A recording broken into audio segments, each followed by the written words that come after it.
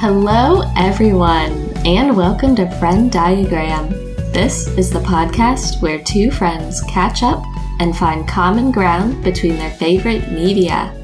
I'm Remy. I'm Kat, and today we will be discussing Rachel Harrison's 2023 novel Black Sheep and the 2017 film You Were Never Really Here. Warning, spoilers ahead.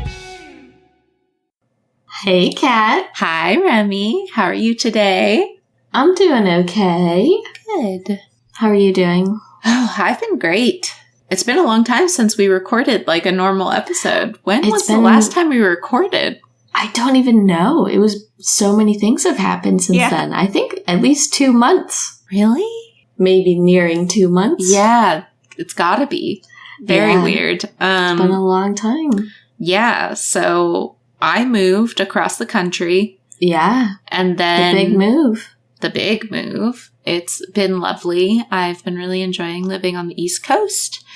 And we just came off of a week-long vacation up in Maine, which was lovely. Yeah, I was there too. Yes. So was Will. Yeah. It was like a combination writing retreat vacation. So that was lovely. Friends vacay. Yeah.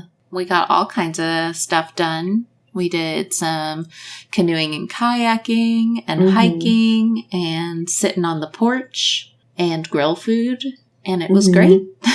Lots of reading and relaxing and great food. Campfires. That was awesome. Oh, love that campfire. Roasting dogs on the sticks. That was fun. That was very fun. Making s'mores. Yeah. Cocktail hour every day. Oh my gosh. Lovely. Wonderful. Using the home theater. That was amazing. Yeah. Wouldn't that be cool? I would love to have a big home theater like that. Absolutely. That's a big goal of mine. It's real comfy too. Yeah. I just can't wait to move somewhere permanently so I can start actually shaping my environment to be the way I want it to be. You need more environmental enrichment.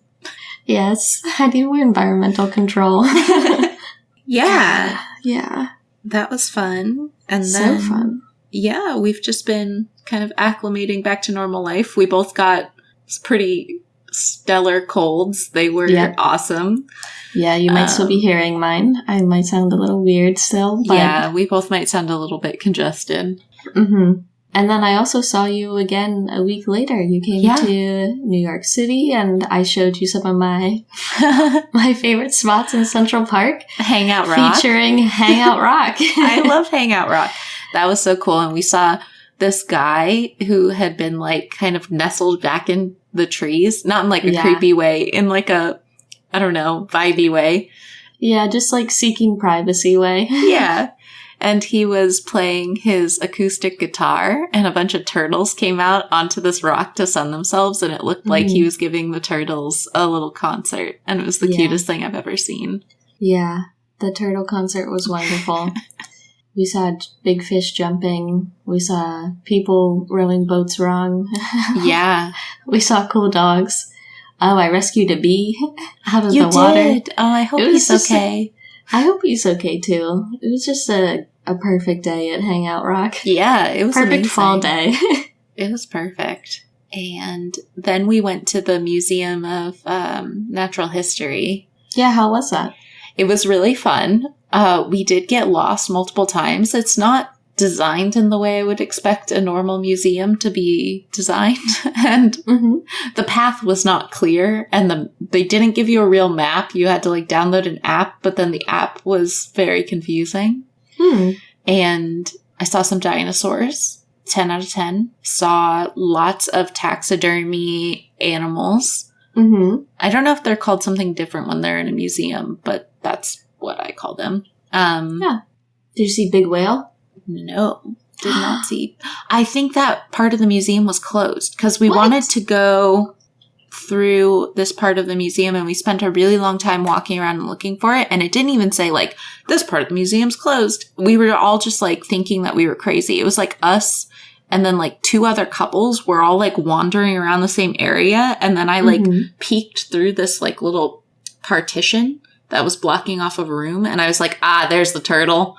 And there was like a big tortoise. And I was like, okay, well, we're not allowed to go in there. But weird. Saw lots of cool taxidermy birds, which is my favorite part of any kind of natural history museum. And then we got lost and we could not find our way out of the museum. There was no clear determination of where you were supposed to exit.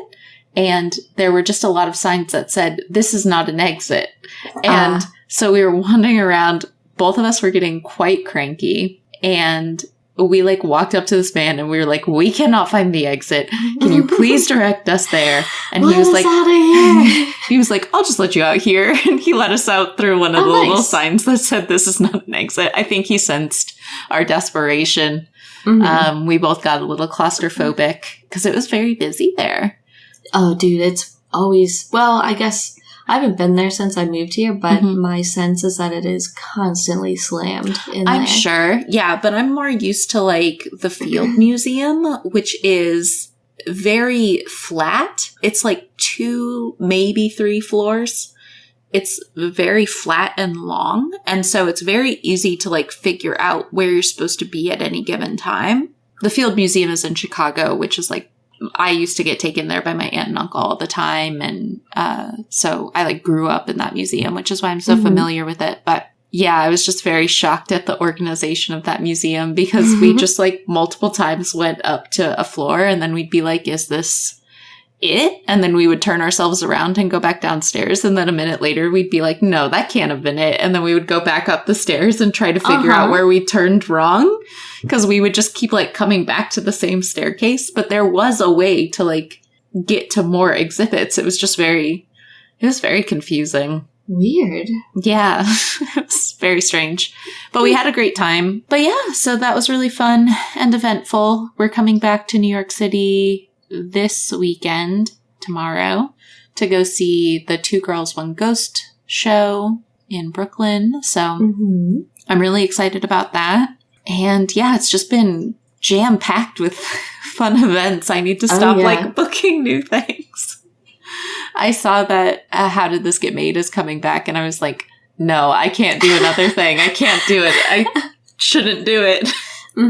Yeah, and you'll be coming back in a couple weeks later to see Killers of the Flower Moon with us. Flower Moon. I got our tickets the day they went on sale. I'm so excited.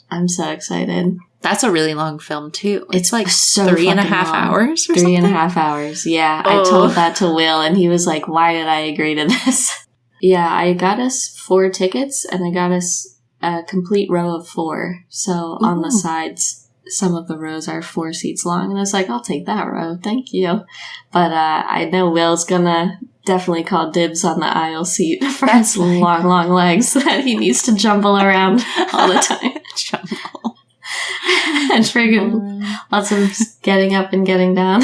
Yeah. I don't know if I'm going to be able to sit still for 3.5 hours, but I will do my darndest. Yeah. I'm just going to be wrapped by Jesse Plemons and Lily Gladstone and just having a good old time. I know. I'm really excited. It's going to be so good. I'm very excited. Thank you for getting those tickets. Yeah. So excited. I can't wait to show you the Lincoln Square AMC, too. Oh, my God. Yeah, we just have so much catching up to do. Even though we've been seeing each other a lot more than we normally do. We have a lot of catching up to do with our podience. Our podience, wow. But yeah, so we can jump in for the day. And today I will be talking about Black Sheep, which is a novel by Rachel Harrison that I actually picked up on our Maine vacation. And I want to shout to bookstores that we went to if you're ever up in Maine, because they were really cool. So we went to Twice Sold Tales, and both of these are in Farmington, Maine. So we went to Twice Sold Tales. That's a used bookstore. They've got really great prices. They've got really cool screen printed totes and shirts that are locally screen printed.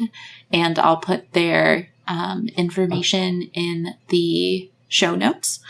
I loved that place. It was so cool. There was a dog. We pet the dog. There was a dog that greeted everyone. It was wonderful. It was amazing. I really enjoyed that place, and I liked its organization. It was like very, I don't know, I just felt like they had a lot of really cool used books. I got a book on like Maine birds, which is totally my vibe.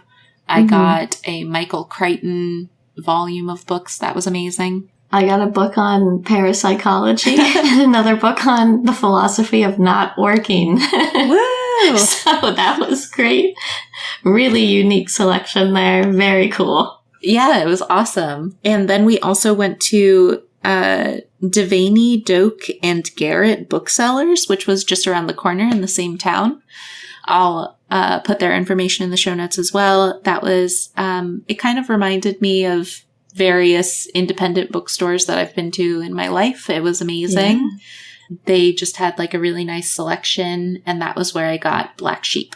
So yeah, 2 great bookstores and such a cute little town. I wish we'd had more time to like explore and see more of it, because it was really just cool. Really fantastic. So that was one of my favorite places we went. Me too. But you might recognize the name Rachel Harrison. We re-released episode 18 recently, 2 episodes ago. And I discussed Rachel Harrison's book, The Return, in that episode, which is her debut novel. And I really, really enjoyed it. It's more of like a hotel horror vibe.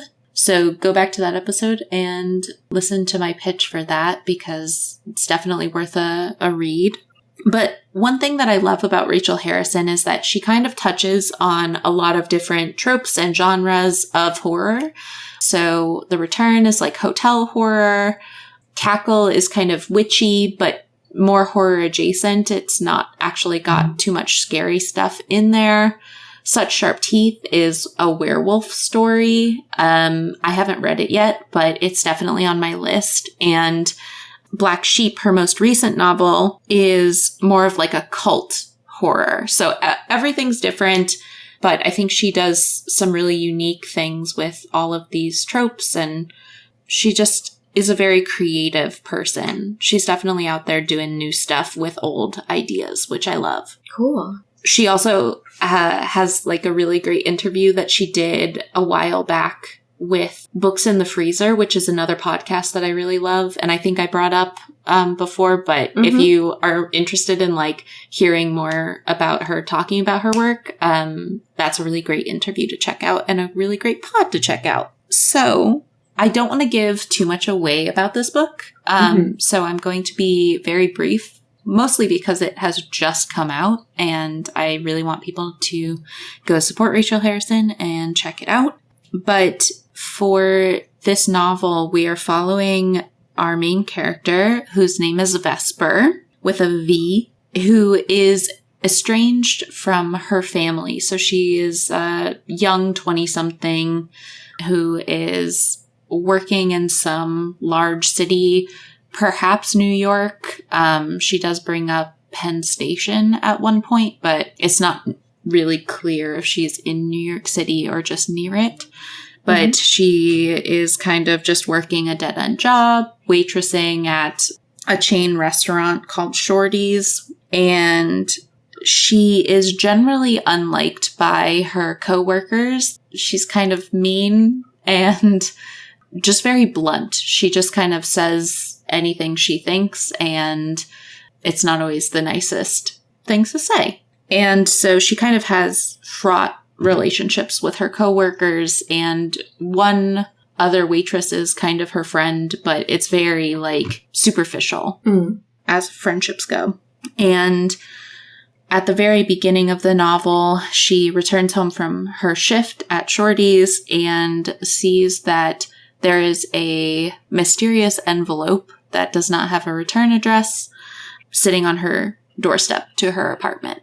And so she opens it, and it is a wedding invitation for her cousin's wedding. And as I mentioned, she's been estranged from her family and their like general religious community for a really long time. It's not really a community you come back to once you leave. You're kind of just ostracized after that. And so she was really surprised to get this wedding invitation, and there was a note scribbled on the bottom, like, please come back, we miss you. But it wasn't signed. It's unclear if her cousin sent it, if the groom sent it, who she, like, was romantically involved with all through, like, her childhood. Mm-hmm. And so it's, like, very complex emotionally for her because she feels very betrayed, but also had no intention of returning. So she's kind of just feeling a lot of emotions. And another aspect to this is that her cousin was always her best friend growing up, and her cousin and her aunt were really the only two people showing her consistent love throughout her childhood. Her mother is, like, a famous scream queen actress who is always, like, kind of absent. And then her father has been absent from her life since she was, like, 10 or something. So just a very young child. And so she kind of struggles with whether or not she wants to go back for this wedding, but she kind of feels this unexplainable pull to go back, and she does. And she's vaguely surprised by the community's willingness to just, like, accept her back. And they all kind of want her to stay now that she has returned home. But it's not a simple return home. Obviously, there's a lot of complex emotions. She's kind of warring with wanting to be with certain people that she really likes and cares about, and not wanting to be in this religious community that she doesn't have any faith in or belief in. And so she's kind of warring with whether or not she wants to stay for these people that she cares a lot about, or go back to her lonely but independent existence in the city. And then there's some supernatural shit that happens too, and it's great. So yeah, I really enjoyed the experience of reading this book. I was flying through it, and one thing that I really loved about this book and other Rachel Harrison books that I've read is her ability to write characters that just feel very grounded and real. It kind of just reminds me of how it feels to think things, have, like, a dialogue inside of your head, if that makes sense. And I don't know that I've really read internal dialogue that is as compelling as what Rachel Harrison writes. She just does it in a really great way. And I love her characters, and man, so good.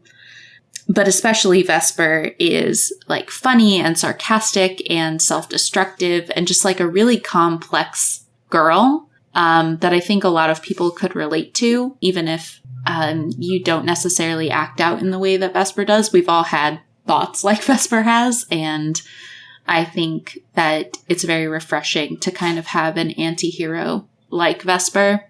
And one thing that I really liked about this novel was the way it kind of did something new and exciting with the hero's journey, because there's kind of this, like, unexplainable pull to a duty and a kind of like a destiny that Vesper is rejecting. And I have always found that trope very interesting in literature. I find it extremely appealing, and I really couldn't tell where things were going for a lot of the book in terms of, like, what the outcome was going to be, because I could see it going, like, two kind of predictable ways, and it didn't go in either of those ways. Cool. I love that. So I really enjoyed that. And initially, when I started reading the book, it kind of was playing with concepts that I already knew. And so I was like, okay, this is kind of seeming predictable. She's going to do X, Y, and Z. And it was predictable up to a point. And then it totally went off the rails. And I was like, I don't even know what's going on. This is amazing. And there's, like, a struggle with faith. There is a kind of break in Vesper's ability to understand her own reality as she's built it up for many, many years. And that was really interesting. I found that extremely realistic. Like, her thought process throughout that whole experience was very realistic. And yeah, I mean, I just flew through it. I couldn't put it down and didn't want to put it down. And I could see myself rereading it. I think that this book and The Return, which I've read multiple times, are like, I don't know, they're just really, like, the rereadability of them is very high, I would say, because it's not like super deep. It's not going to change the way you really think about the world. So it's more like returning to an old episode of X-Files that you really love or something like that, if that makes sense. Yeah, like, it's easy to wrap your arms around, but the retracing those emotional steps is still satisfying. Yes, exactly. Part of it's the pacing, because it's like a very fast-paced. Both of these novels are very short and sweet and fast-paced. And so they're really easy to, like, pick up and get through really quickly when you, like, need something that kind of fits that mood. Yeah, I would love to borrow Black Sheep. I would love to let you borrow it. I was hoping you'd say that. Yeah. Also, I did have Sign here. I saw it on my bookshelf when I got home, and I was like, dang it, I could have just given it to you. Yeah. Sorry. I did buy that at the bookshop, but no, that's totally fine. I'm really excited to read that. I'm rereading a book right now, Lock-In, by John Scalzi. It's a great book. It's a good one. It's also like a really quick read, like very immersive in the world of the story, but the dialogue is really fun and snappy, and it's like a detective near future noir. It's very fun. Ooh, that sounds very compelling. Maybe we can do a trade. Yeah.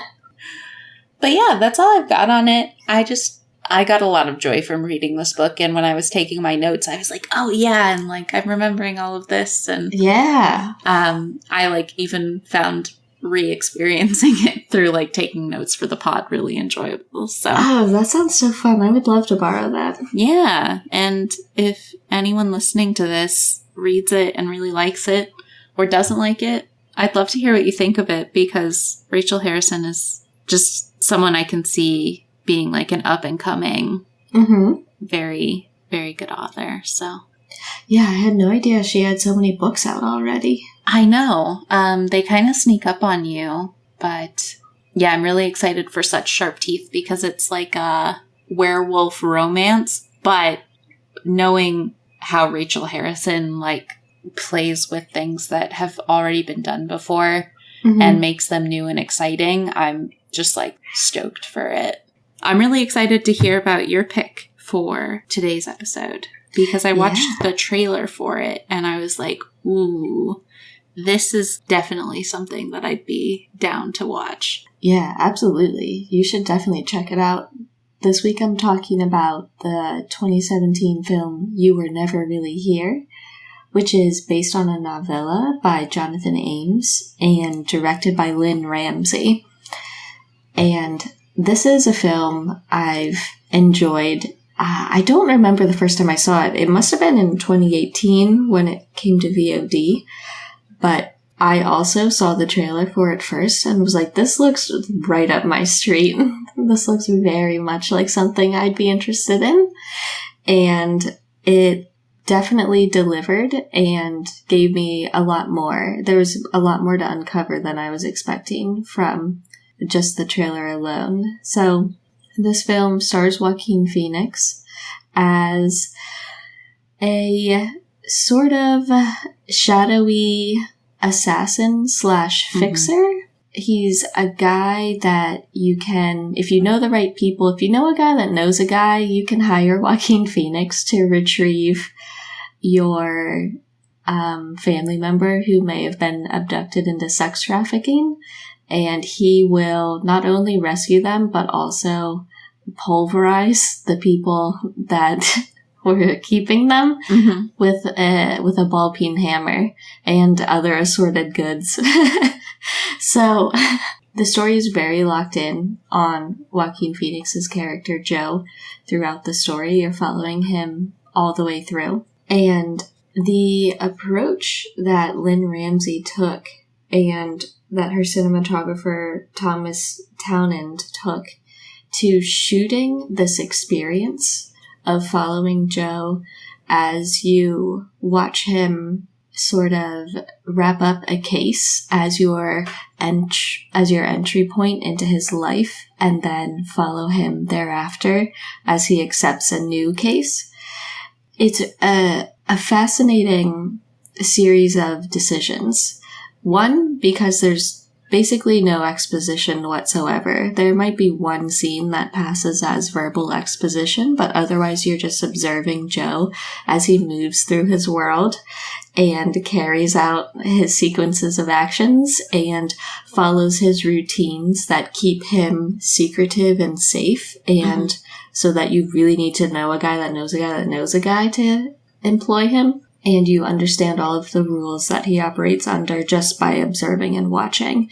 But the one thing I love about this film is that there's a lot of really interesting decisions that they made in terms of not just the shots and the shot composition, but the camera movements as well. Sometimes it feels like you are seamlessly transitioning into Joe's point of view as he moves through a space, but then you kind of settle into an establishing shot, and so you're no longer traveling with him, but you really get a sense of his forward momentum through the world and some firsthand POV of a lot of his disorientation from time to time. He is a military veteran, and I also think potentially worked for the FBI for a time in these types of special victims cases. And so he clearly has a lot of emotional baggage that he's carrying with him from those times in his life. And that seeps through in the form of flashbacks and also perhaps fleeting delusional states throughout the film. So you're definitely getting glimpses of his recollections of a really troubled home life as well between his parents. He definitely came from an abusive household, so violence has been a part of his life, his entire life, and you catch glimpses of that throughout the film. And violence is a big part of this film as well. Obviously, that's inherent in the role that Joe is carrying out as a fixer for these sorts of jobs. But a thing I really like about how Lynn Ramsey directs the film is that while it is a film that contains a lot of violence, it is not overbearing or overdone. There's a lot of tasteful cutting away. Yeah. So that you're so never... it's violent, but not, like, gory. It's violent, but you're never, like, looking away from the screen. Yeah. It's never gory or too much to handle, at least for my taste. But it also doesn't feel like you're just watching kind of like Grindhouse, you know what I mean? Yeah.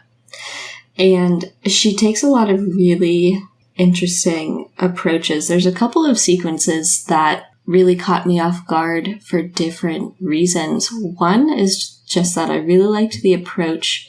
You watch Joe mount an assault, a one-man assault on a private residence where he knows his girl that he's trying to rescue is being kept.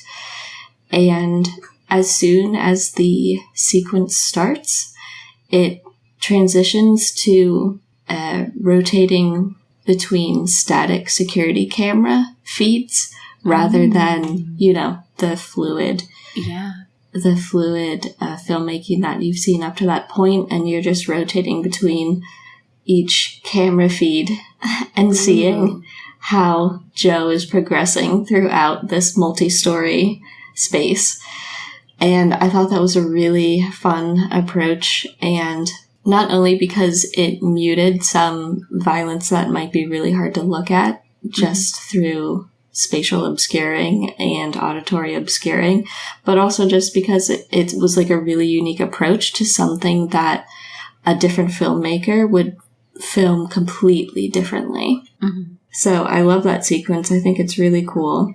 And there's another sequence towards the end. I also am going to try not to spoil very much because I think this is certainly a film that you and Scott should check out, and I think you both really like it. It's also a very quick watch. It's only an hour and 29 minutes. So it's a very snappy watch. It moves fast. You're never resting for a second. That's my kind of movie. I know. It's wonderful.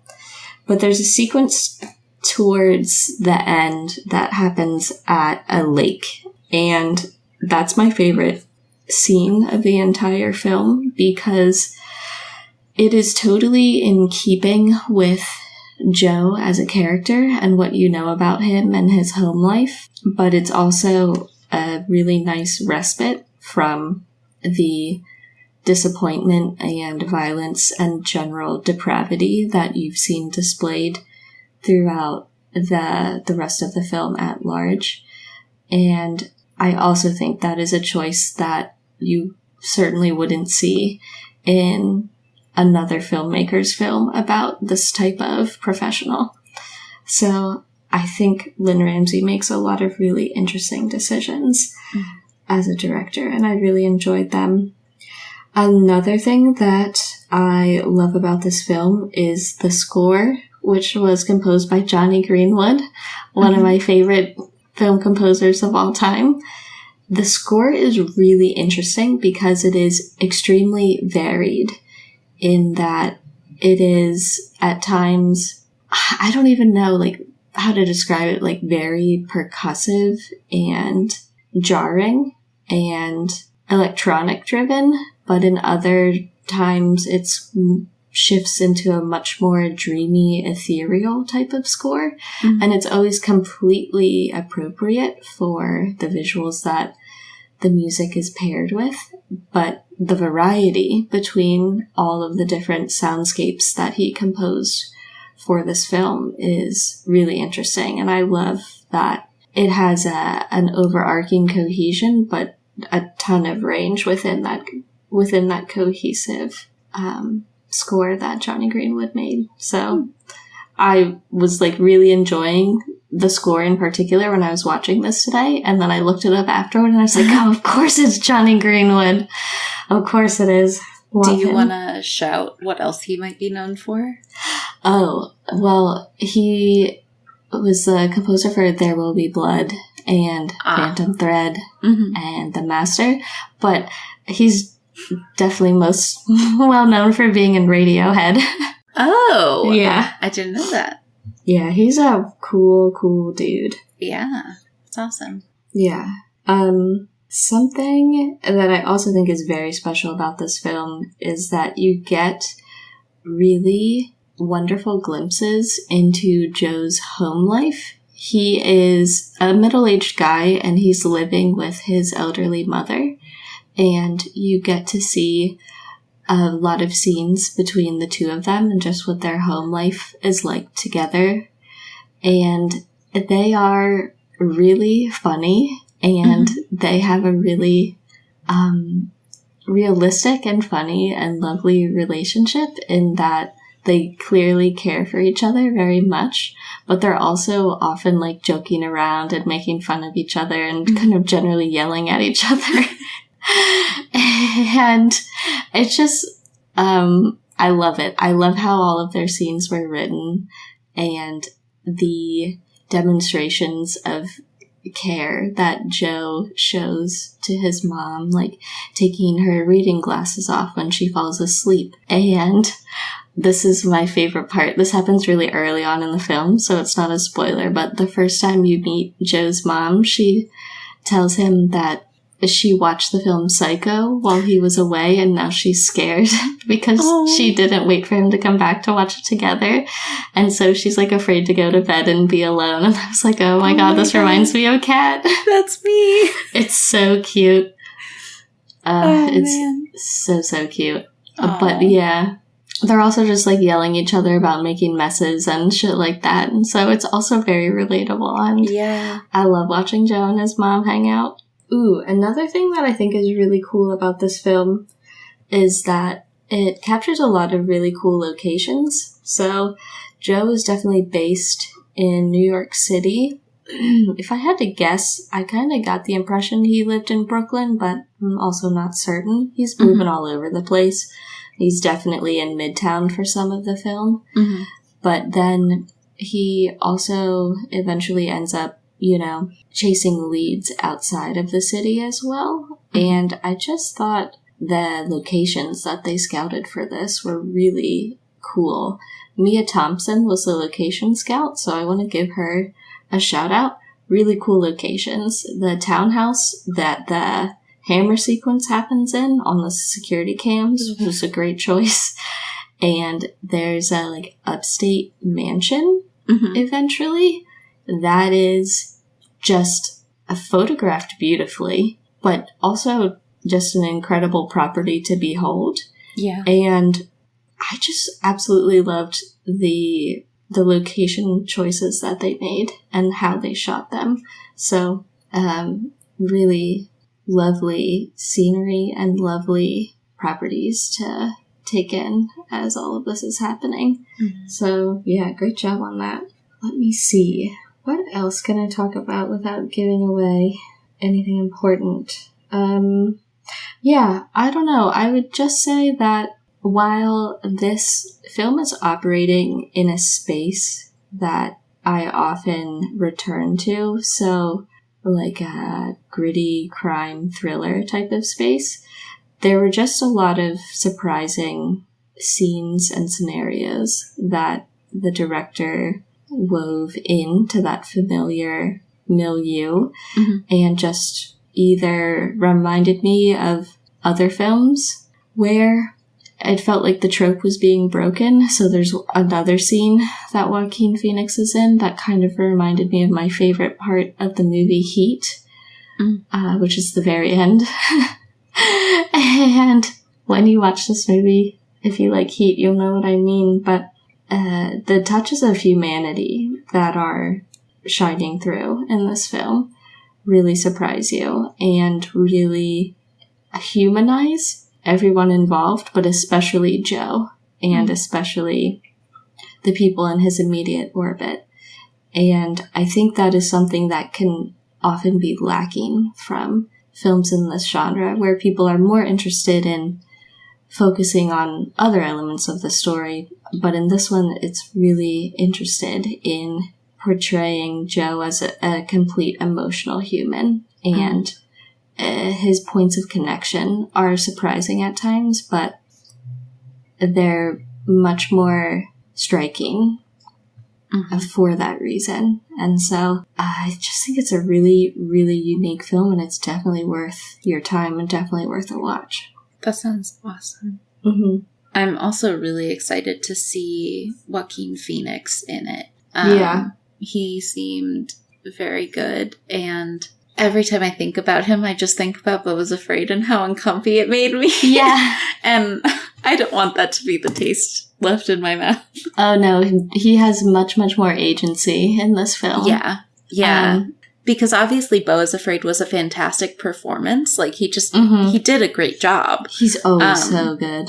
But I didn't like Beau and Beau's journey, and I was just having a really hard time with that aspect of it. So I'm excited to see him act in a role like this. I think it's way more up my alley. Yeah, definitely check it out. You get to see just more of his weird body.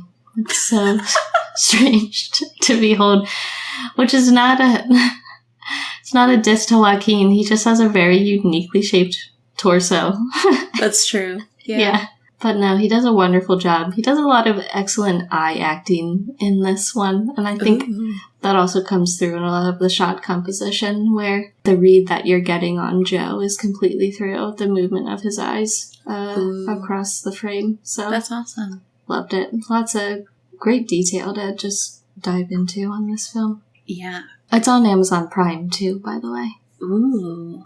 So I guess I have a question for leading into overlaps. You mentioned something about, I can't remember exactly your wording, but he is a veteran and he has PTSD and like flashbacks and things like that. Is it like a distortion of his reality, and kind of how is that portrayed in the film, I guess?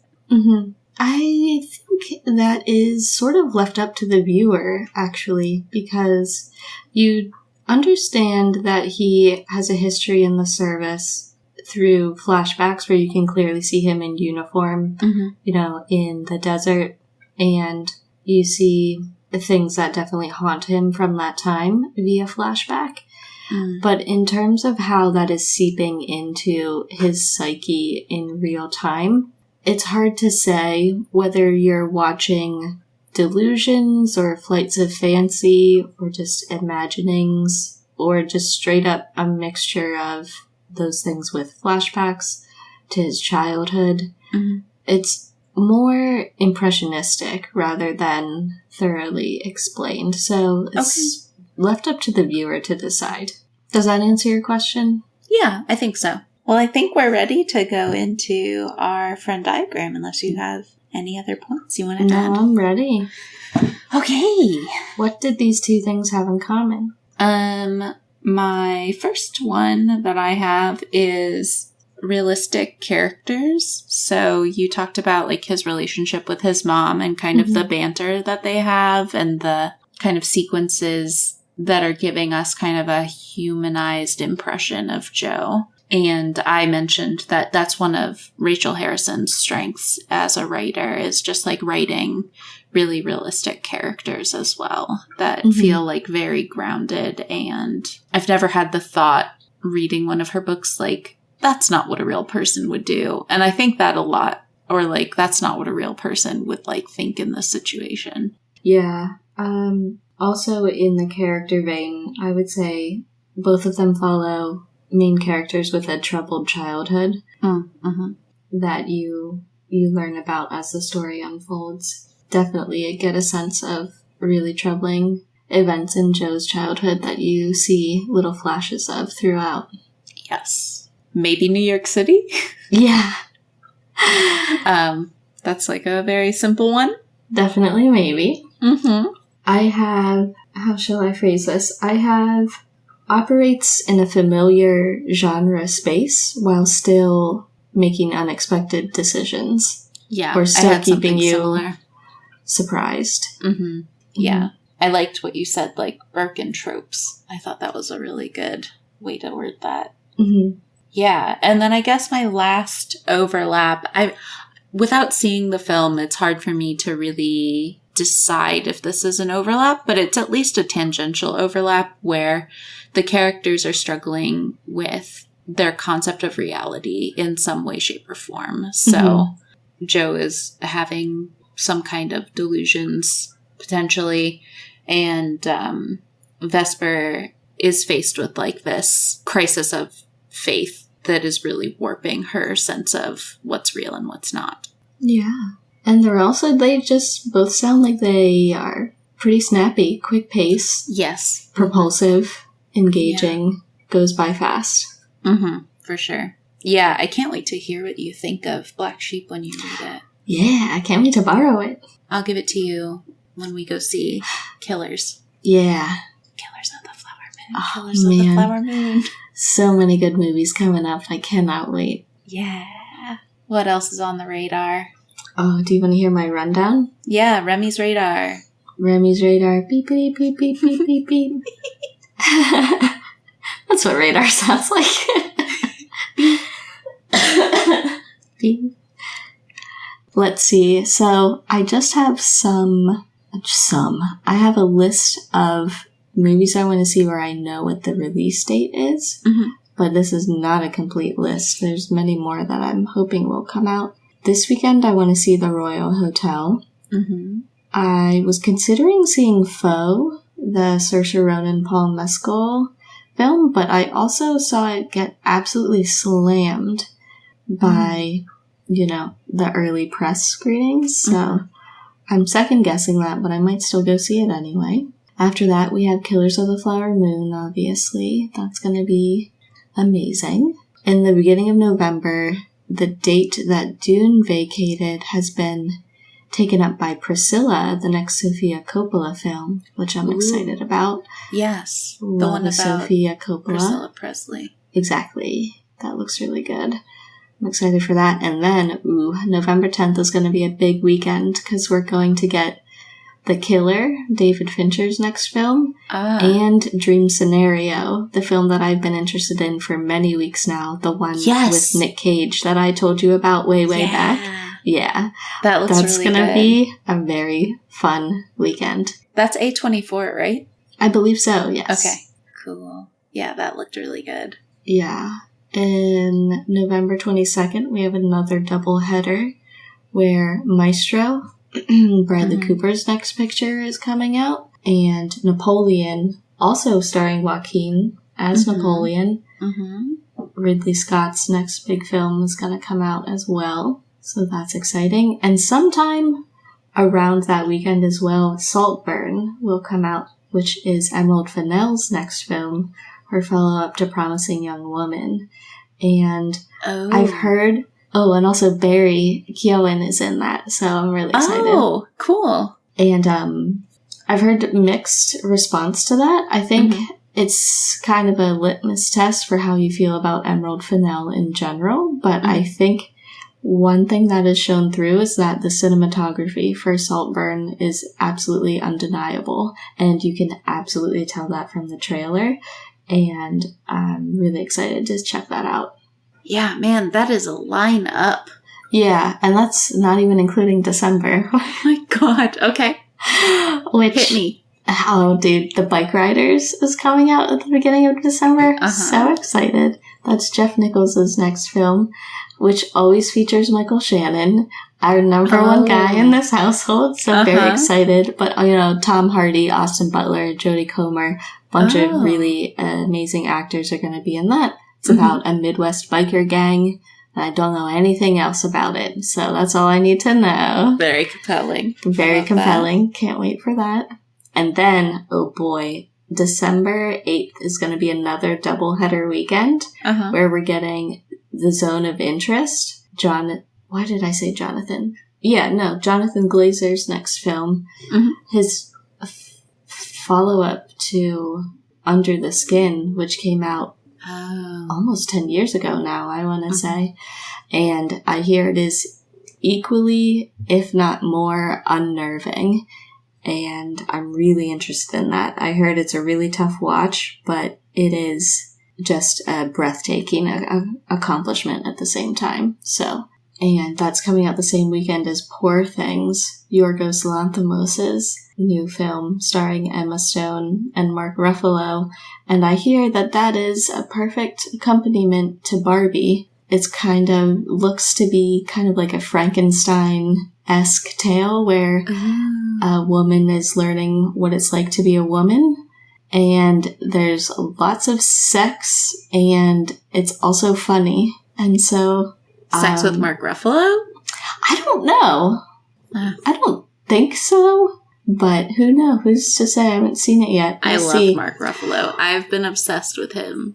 I grew up very obsessed with Mark Ruffalo. Really? Yeah, I was very From any particular piece? Yes. I was very into 13 Going on 30 when I was growing up. And he is like the main love interest in that. Incredible film.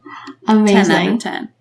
Well, one of the best rom-coms out there, honestly. I heard he's amazing in Poor Things, and so is Emma Stone, and it had incredible festival buzz. So, really looking forward to that. And then, on December 22nd, we have All of Us Strangers, which is that's got Paul Mescal again, I want to say. He's in everything. I know, but he's so good. He deserves it. Along with Andrew Scott. So, that's going to be fucking awesome. Can't wait for that. I hear that's also emotionally devastating. And then we're going to cap it all off with Michael Mann's Ferrari on Christmas Day. Oh, fun. So fun. Wow, what a year. What a lineup, man. Yeah. It's the Renaissance over here. Yeah, the Renaissance.